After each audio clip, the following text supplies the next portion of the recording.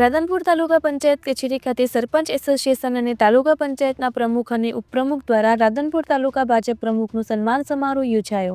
પાટણ જિલ્લાના રાધનપુર ખાતે આવેલ તાલુકા પંચાયત કચેરી ખાતે રાધનપુર તાલુકા સરપંચ એસોસિએશન દ્વારા અને તાલુકા પંચાયતના પ્રમુખ અને ઉપપ્રમુખ દ્વારા તાજેતરમાં નવા વરાયેલા રાધનપુર તાલુકાના ભારતીય જનતા પાર્ટીના પ્રમુખ અજીતસિંહ પરમારનો સન્માન સમારોહ યોજાયો।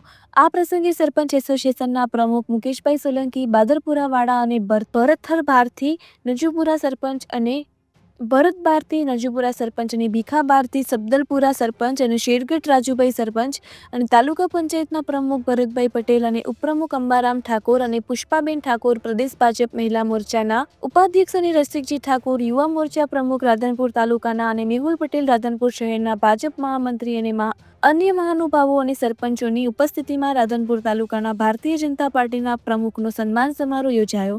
તાલુકા પંચાયત કચેરી રાધનપુર ખાતે। રિપોર્ટર દીપક સથવારા, પાટણ। આજે રાધનપુર તાલુકા પંચાયતની કચેરી ખાતે સરપંચ એસોસિએશન દ્વારા મારી ભારતીય જનતા પાર્ટીના રાધનપુર તાલુકાના પ્રમુખ તરીકેની નિમણૂક થઈ એ બાબતે સરપંચ એસોસિએશનના પ્રમુખ મુકેશભાઈ, ભરતપુરી બાપુ તમામે અને સરપંચના તમામ સરપંચોએ મારું સન્માન કર્યું એ બદલ સરપંચશ્રીઓનો આભાર માનું છું।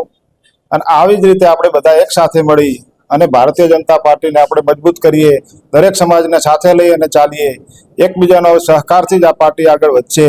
તો આપ સૌને મારા વતી એક ખાતરી આપું છું કે દરેક કામમાં, સારા કાર્યમાં મારાથી શક્ય બને એટલા પ્રયત્નો હું તમારી સાથે રહી અને કરીશ।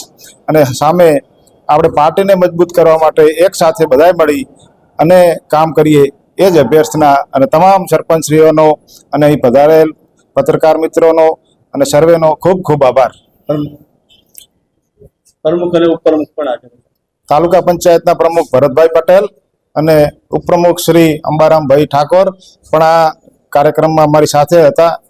એમનો પણ હૃદયથી આભાર અને પત્રકાર